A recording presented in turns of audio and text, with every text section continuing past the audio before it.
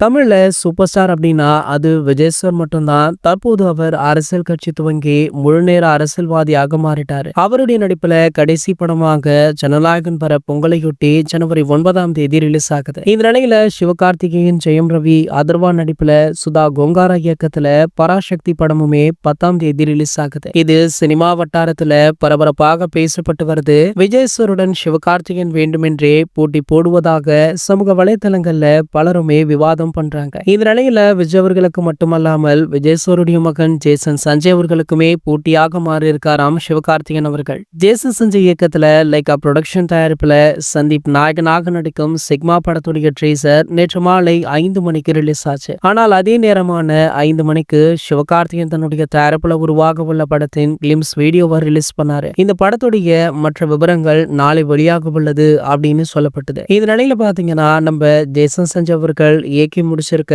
Sigma அப்படின்ற திரைப்படத்துடைய தமிழக உரிமையை நம்ம உதயநிதி அவர்களுடைய ரெட் ஜெயின் மூவிஸ் நிறுவனம் தான் கைப்பற்றி உள்ளதாக சொல்லப்படுது. சோ விஜய் சாருக்கு எதிரியாக இருக்க தாவேகாவுடைய துணைத் தலைவர் தான் அவருடைய மகனான ஜேசன் சஞ்சய் படத்தை தமிழகத்துல ரிலீஸ் பண்றார் அப்படின்ற ஒரு விஷயம் ஒரு மிகப்பெரிய பேசு பொருளாக மாறி இருக்கு. மேலும் பாத்தீங்கன்னா திமுக ஜேசன் சஞ்சய் அவர்களுடைய படத்தை தான் ரிலீஸ் பண்றாங்க.